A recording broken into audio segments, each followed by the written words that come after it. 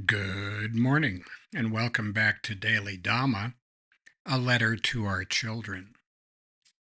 Today is June 11th, and our reading is Two Dogs. We adjust our angle of approach by taking action. Each of us has two dogs inside. We've got a big, friendly puppy with a cold, wet nose who's always happy to see us, and he brings us a ball, and, ooh, who's the good boy? Who's the good boy? And he loves us no matter what we've been up to, and he makes us feel like $1,000,000. We also have, out in the backyard, chained to a big steel pillar, a snarling junkyard dog who's growling and snapping and tearing the flesh off of anybody crazy enough to go back there. And whichever dog we feed, that's the one we get. But make no mistake, it's our choice. If we find ourselves miserable and fighting with people every day, we're feeding the wrong dog. Now, that's handy because at least we know who to talk to about cutting off his oats.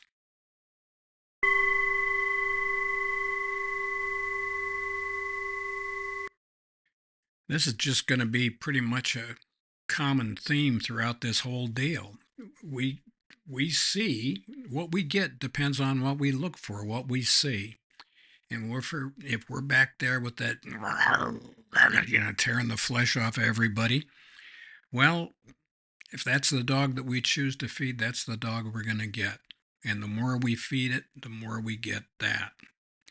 And is that blaming the victim? But bad things have happened. Yeah, bad things have happened. What's your point?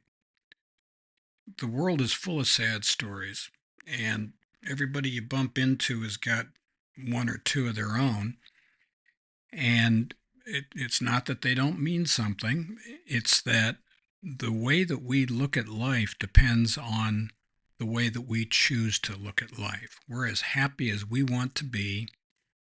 Our attitude is entirely up to us, and we are not the boss. That's what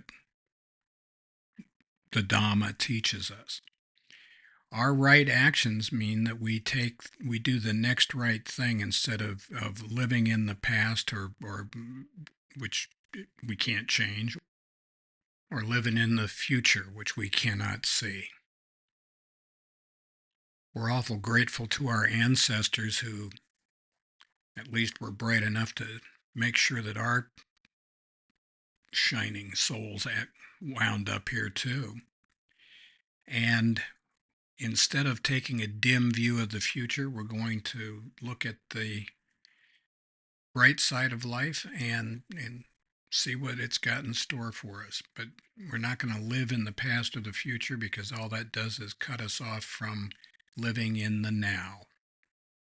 Our moods and our behavior will fluctuate. We all go up and down over time, and nobody is steady Eddie every day. That's true. However, there are general dispositions. And if I am generally at daggers drawn with the people around me, if I am the man of towering and unquenchable rage, and I've just got to look at these things that you have done, and it's all your fault, and everything would have been perfect if it hadn't been for those duck-billed schmoes, or those needle-nosed schmoes, or the sneetches with stars, for crying out loud. Look at what they've done. They've made a mess of this. This says a lot more about me than it does about any of the people that I'm throwing rocks at. The person who is always angry is always angry. So the common element in my dysfunctional life and my dysfunctional relationships turns out to be me. Now, the good news is I can change that. So happy trails to you until we meet again.